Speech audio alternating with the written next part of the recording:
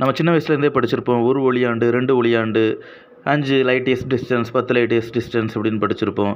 ஒளியாண்டுன்னு குறிக்கக்கூடிய சொல் எதனால் தேவைப்படுது? அதிகப்படியான தூரத்தை குறிக்கிறதுக்கு நம்மகிட்ட கிலோமீட்டர்னு ஒரு சொல் ஏற்கனவே இருக்கும்போது, எதற்கு ஒளியாண்டுன்னு ஒரு சொல் தேவைப்படுது?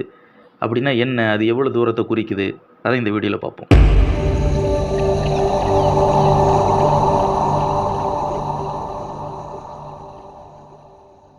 நம்ம பணத்தோட மதிப்பு எப்போவுமே ஆயிரங்கள்ல, லட்சங்கள்ல, கோடிகள்ல சொல்கிறோம். அதோட அளவை பொறுத்து 99,000 வரைக்கும் 99,000 ஆயிரங்களை பயன்படுத்துகிறோம். அதுக்கப்புறம் 100,000 வரும்போது லட்சங்களை பயன்படுத்துகிறோம். அதே மாதிரி 99 லட்சம் வரைக்கும் லட்சங்களை பயன்படுத்துகிறோம். இதே 100 லட்சம் ஆகும்போது 1 கோடி அப்படின்னு சொல்கிறோம். இது காரணம் அதிகப்படியான அமௌண்ட்டை, அதிகப்படியான பணத்தை நம்ம குறிக்கும்போது சின்ன குறியீட்டில் குறிக்காமல் அதுக்கு அடுத்த லெவலில் இருக்கக்கூடிய குறியீட்டில் குறிக்கிறது தான் இது காரணம். இதில் காமனாக அதிகமாக பயன்படுத்தக்கூடியது, காமனாக அதிகபட்ச பணத்தை குறிக்கிறதுக்கு கோடிகளை மட்டும்தான் பயன்படுத்துகிறோம். அதே மாதிரி ஒரு தூரத்தை குறிக்கிறதுக்கும் மில்லிமீட்டர், சென்டிமீட்டர், மீட்டர், கிலோமீட்டர்னு பல அளவுகள் இருந்தாலும் காமனாக நம்ம குறிக்கும்போது கிலோமீட்டர் தான் பயன்படுத்துகிறோம். அந்த கிலோமீட்டர்ன்றது நம்ம பூமிக்குள்ளே இருக்கக்கூடிய ஒரு தூரத்தை குறிக்கிறதுக்கு அதிகபட்சம் கிலோமீட்டரை பயன்படுத்துகிறோம். இதே நம்ம பூமியை தாண்டி நம்மளோட யூனிவர்ஸில், நம்ம பிரபஞ்சத்தில் 2 பிளானட்ஸ், ஸ்டார்ஸ், அந்த டிஸ்டன்ஸை நம்ம கால்குலேட் பண்ணுறதுக்கு லைட் இயர்ஸ், ஒளியாண்டுன்றதை கால்குலேட் பண்ணுறோம். நம்ம அந்த ஒளியாண்டுன்றது மீட்டர் மாதிரி, கிலோமீட்டர் மாதிரியோ ஒரு கான்ஸ்டண்ட்டான ஒரு அளவு கிடையாது. அது அளவையும் நேரத்தையும் கலந்த ஒரு கலவை தான் லைட் இயர். லைட் இயர்ன்ற என்னது? நம்மளோட யூனிவர்ஸ்லேயே, நம்மளோட பிரபஞ்சத்திலேயே அதிகமான ஸ்பீடில் ட்ராவல் பண்ணக்கூடியது லைட் தான். ஒளியை தாண்டி அதிகமான வேகத்தில் நம்மளுடைய பிரபஞ்சத்துக்குள்ளே எதுவும் ட்ராவல் பண்ணலை, லைட் மட்டும்தான் ட்ராவல் பண்ணுது. அந்த லைட்டு ஒரு வருஷத்துக்குள்ளே எவ்வளோ தூரம் ட்ராவல் பண்ணுதோ அதைத்தான் நம்ம ஒரு லைட் இயர் அப்படின்னு சொல்கிறோம். அப்போ அந்த லைட்டோட ஸ்பீடு ஒரு செகண்டுக்கு 3 லட்சம் கிலோமீட்டர். ஒரு செகண்டுக்கு 3 லட்சம் கிலோமீட்டர் ஸ்பீடில் ட்ராவல் பண்ணக்கூடிய லைட் ஒரு வருஷத்துக்கு எவ்வளோ தூரம் போகுதோ அதை தான் ஒரு லைட் இயர் அப்படின்னு சொல்கிறோம். நம்ம இதை இன்னும் சிம்பிளாக சொல்லணும்னா, நம்ம பூமிக்கும் நிலாவுக்கும் இடையில் இருக்க தூரம் அப்ராக்சிமேட்டாக 3,84,000 கிலோமீட்டர். இந்த தூரத்தை ஒரு செகண்டில், ஆவரேஜாக ஒரு செகண்டில் அந்த லைட் ட்ராவல் ஆயிரும். பூமியிலேருந்து கிளம்புதுன்னா அடுத்த செகண்டே அது நிலாவில் போய் ரீச் ஆயிரும். இதே சூரியன் கூட கம்பேர் பண்ணும்போது சூரியனுக்கு பூமிக்கு இடையிலான தூரம் 15 கோடி கிலோமீட்டர். சூரியன்லேருந்து கிளம்புறக்கூடிய ஒரு லைட் நம்ம பூமியை வந்து சேர்றதுக்கு கரெக்டாக 8 நிமிஷம் ஆகுது.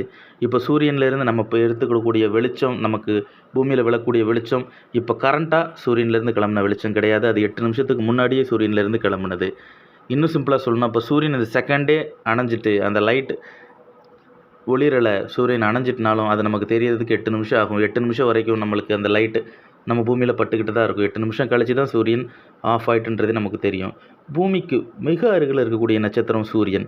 இந்த சூரியனுக்கும் நமக்கும் உள்ள டிஸ்டன்ஸே லைட்டில் இவ்வளோ டிஸ்டன்ஸில் இருக்கும்போது நம்மளால் இந்த பிரபஞ்சத்தில் இருக்கக்கூடிய பொருட்களை, ஒரு கோளை, ஒரு பிளானட்டை, ஒரு ஸ்டாரை கிலோமீட்டரில் குறிக்க முடியாதுன்றதுக்காக தான் நம்ம அதை லைட் இயர்ஸ் அப்படிங்கிறதுல கால்குலேட் பண்ணுறோம். நம்ம எல்லாத்துக்கும் தெரிஞ்ச மாதிரி நம்ம கோளோட சேர்த்து மொத்தம் 8 கோள்கள் சூரியனை சுற்றி வந்துக்கிட்டு இருக்குது. அதோட நேரம், காலம் வேணால் வித்தியாசமாகலாம். மற்றபடி எல்லா கோளுமே தன்னைத்தானையும் சுற்றி சூரியனையும் சுற்றி வந்துக்கிட்டு இருக்குது. இது மட்டுமா அப்படின்னு கேட்டால் இல்லை.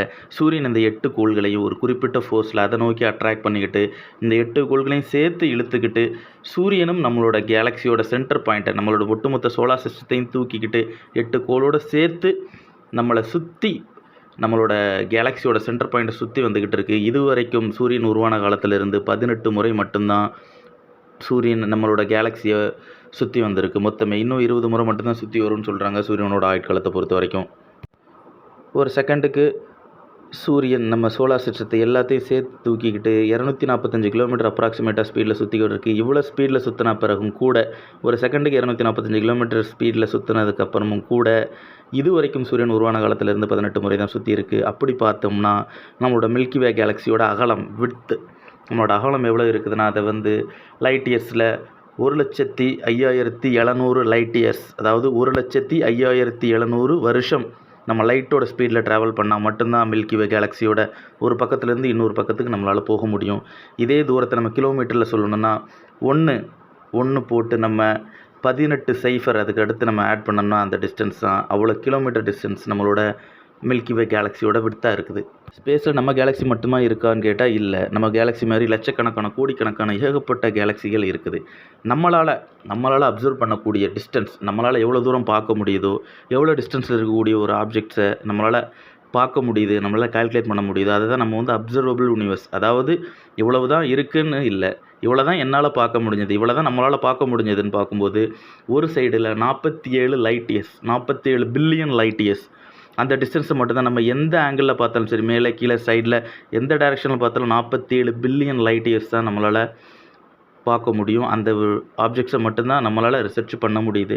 அந்த வகையில் பார்க்கும்போது நம்மளோட ஒட்டுமொத்த யூனிவர்ஸ், அப்சர்வபிள் யூனிவர்ஸோட விட்த்து 94 பில்லியன் லைட் இயர்ஸ் அப்ராக்சிமேட்டாக 94 பில்லியன் லைட் இயர்ஸ்ன்னு சொல்கிறாங்க. அதுக்கு தாண்டியும் கேலக்ஸிஸ் இருக்கலாம், இல்லாமலும் இருக்கலாம். நம்ம இப்போ வரைக்கும் உள்ள டெக்னாலஜியில் நம்ம அப்சர்வ் பண்ண யூனிவர்ஸ் அவ்வளோதான். இல்லை, லைட்டு மட்டும்தான் இவ்வளோ ஸ்பீடாக ட்ராவல் ஆகுது, லைட்டை விட ஸ்பீடாக ட்ராவல் ஆகிற எதுவுமே இந்த யூனிவர்ஸில் இல்லையான்னு கேட்டால் ஆமாம், லைட்டோட ஸ்பீடாக ட்ராவல் பண்ணுற எதுவுமே நம்மளோட யூனிவர்ஸில் இல்லை. ஆனால் யூனிவர்ஸுக்கு வெளியில் இருக்குது. யூனிவர்ஸுக்கு வெளியிலன்னா ஒவ்வொரு ஃப்ராக்ஷன் ஆஃப் செகண்டும் நம்மளோட யூனிவர்ஸ் எக்ஸ்பேண்ட் ஆகிட்டே இருக்குது, விரிவடைஞ்சிக்கிட்டே இருக்குது. எந்த அளவுக்கு ஸ்பீடில் விரிவடையுதுன்னா ஒரு செகண்டுக்கு லைட்டோட ஸ்பீடு 3 லட்சம் கிலோமீட்டர். ஒரு செகண்டுக்கு லைட்டோட ஸ்பீடு 3 லட்சம் கிலோமீட்டர்.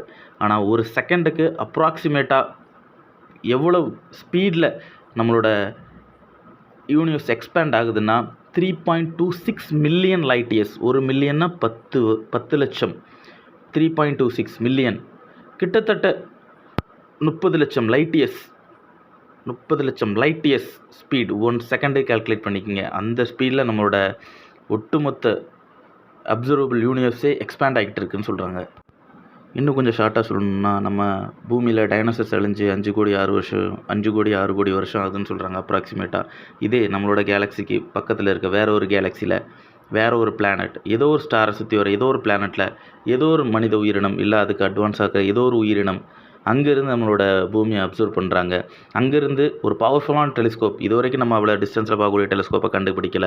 இன்கேஸ் அவங்க கண்டுபிடிச்சிருக்காங்க, அங்கேருந்து நம்ம பூமியை அவங்க ஜூம் பண்ணி பார்க்குறாங்க. அந்த டெலிஸ்கோப் வச்சு பார்த்தாங்கன்னா, இப்போ நம்ம இதே 2024 இந்த வருஷத்தில் இந்த டைமில் அங்கேருந்து அவங்க பார்த்தாங்கன்னா, இப்போ பூமியில் இருக்கக்கூடிய எதுவுமே தெரியாது. பதிலாக டைனோசர்கள் தான் தெரியுங்க. ஏன்னா 6 கோடி வருஷத்துக்கு முன்னால் இங்கேருந்து கிளம்புன லைட்டு தான் இப்போ அவங்கள போய் ரீச் ஆகிருக்கும். லைட்டோட ஸ்பீடு ஒரு செகண்டுக்கு 3 லட்சம் கிலோமீட்டர் ஸ்பீடில் ட்ராவல் பண்ண அப்புறமும் 6 கோடி வருஷத்துக்கு முன்னாடி இங்கேருந்து கிளம்புன ஒளி தான் அங்கே இப்போ போய் சேர்ந்துருக்கும்.